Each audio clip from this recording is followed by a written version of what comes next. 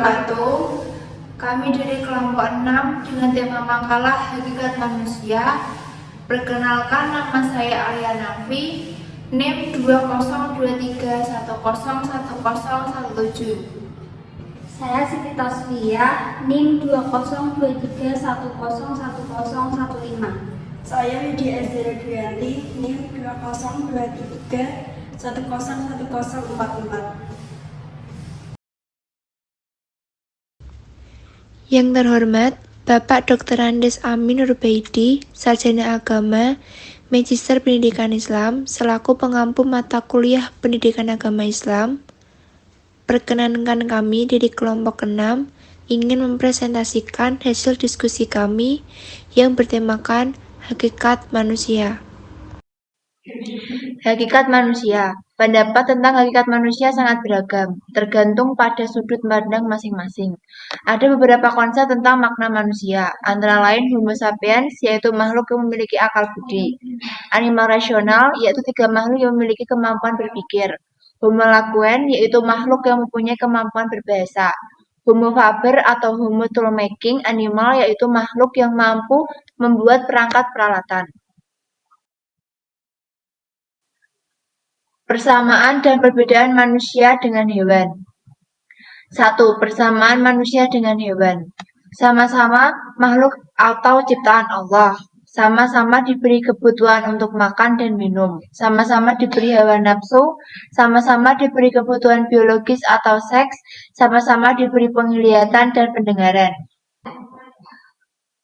Perbedaan manusia dengan hewan. Manusia diberi akal atau naluri, sedangkan hewan tidak diberi akal dan hanya diberi insting. Manusia membutuhkan tempat tinggal, sedangkan hewan tidak atau hidup liar. Manusia belajar, sedangkan hewan tidak pernah belajar. Manusia menggunakan pakaian, sedangkan hewan tidak membutuhkan pakaian. Manusia memiliki rasa malu, sedangkan hewan tidak memiliki rasa malu. Manusia berbicara, sedangkan hewan tidak dapat berbicara.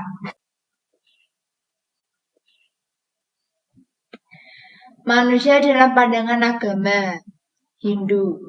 Manusia dalam pandangan agama Hindu merupakan sebuah kelahiran mulia.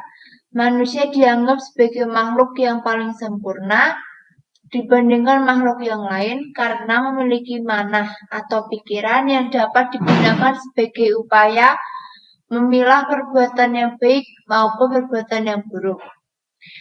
Buddha. Manusia dalam pandangan agama Buddha merupakan perpaduan dari jasmani dan batin.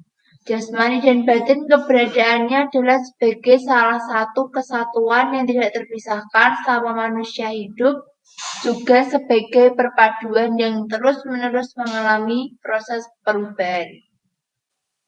Kristen. Manusia menurut agama Kristen merupakan satu-satunya makhluk ciptaan Tuhan yang berakal budi dan makhluk yang diciptakan menurut gambar dan rupa Allah. Katolik. Manusia dalam agama Katolik, Tuhan Allah menciptakan kita manusia serupa dan segambar dengannya.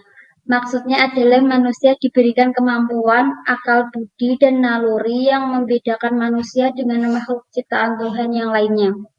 Konghucu. Manusia dalam agama Konghucu berasal dari kedua orang tua, dianugerahi sifat-sifat mulia dan agung sejak lahir oleh Tian.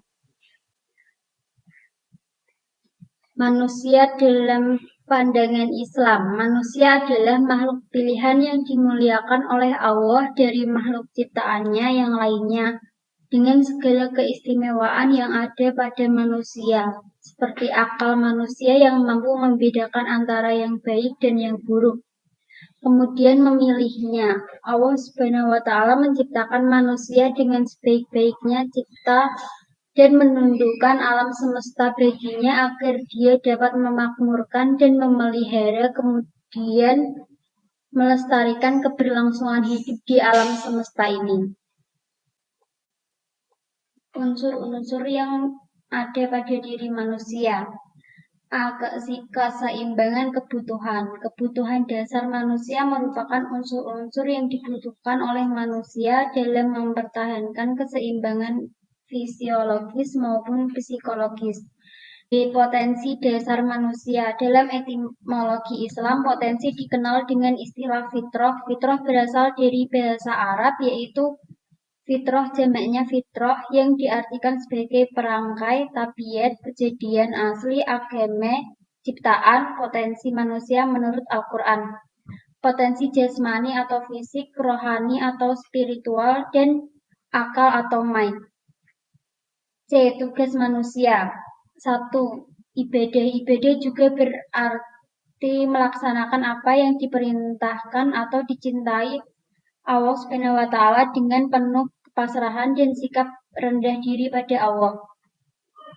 2. Khalifah. Khalifah sendiri memiliki arti pemimpin, pengelola, pemelihara, artinya manusia harus dapat memimpin, mengelola, dan memelihara bumi seisinya. 3. Dakwah. Dakwah adalah kegiatan yang bersifat menyeru, mengajak, dan memanggil manusia untuk beriman dan taat kepada Allah sesuai dengan akidah, akhlak, dan syariat Islam secara sadar dan terencana, bertujuan untuk mencapai kebahagiaan di dunia dan akhirat. Tujuan hakikat manusia dan unsur-unsur manusia. 1. Mahasiswa memahami pengertian hakikat manusia.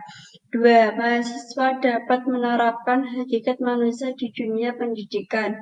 3. Mahasiswa mengetahui tinjauan manusia secara evolusi.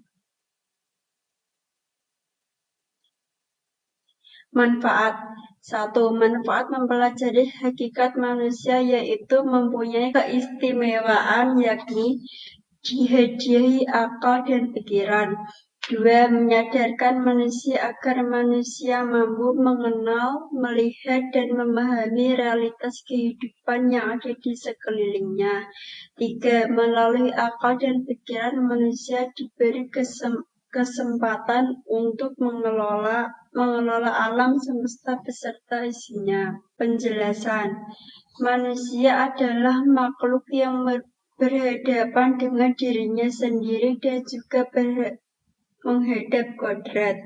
Manusia merupakan kesatuan dengan alam, tetapi juga berjarak dengannya. Manusia sebagai makhluk individu ternyata tidak mampu hidup sendiri. Manusia saling membutuhkan dan harus bersosialisasi dengan manusia lainnya. Hal ini disebabkan manusia dalam memenuhi kebutuhan hidupnya tidak dapat memenuhinya sendiri. Hakikat manusia adalah makhluk dimensional yang mempunyai kelebihan daripada makhluk lainnya. Manusia mempunyai kelebihan serta kehendak yang telah ada pada dirinya, dan juga manusia bagian dari alam yang melakukan apapun terhadap alam. Refleksi. Manusia dikatakan sebagai makhluk sosial dikarenakan pada diri manusia ada dorongan untuk berhubungan atau interaksi dengan orang lain. Manusia dikatakan juga sebagai makhluk sosial karena manusia tidak akan hidup sebagai manusia jika tidak hidup di tengah-tengah manusia. Sebagai makhluk sosial, tentunya manusia selalu hidup bersama dalam artian bahwa sesungguhnya manusia itu hidup dalam interaksi dan interdependensi sesamanya. Oleh karena itu, manusia tidaklah mungkin akan dapat memenuhi kebutuhannya tanpa adanya bantuan orang lain. Karena pada dasarnya manusia akan membutuhkan sesuatu dari orang lain. Untuk mengembangkan sifat sosialitasnya, manusia akan mengalami masalah-masalah sosial, yakni bahwa masalah sosial itu selalu ada kaitannya dengan nilai-nilai. Nilai tersebut merupakan faktor internal dengan hubungan antar sosial. Demikian presentasi dari kami, semoga apa yang kami sampaikan dapat bermanfaat bagi kita semua. Kurang dan lebihnya mohon dimaafkan. Sebelum presentasi diakhiri, kami kelompok 6 ingin menyampaikan terima kasih atas atensinya selama kami presentasi. Semoga materi ini bisa berguna bagi kita semua. Wassalamualaikum warahmatullahi wabarakatuh.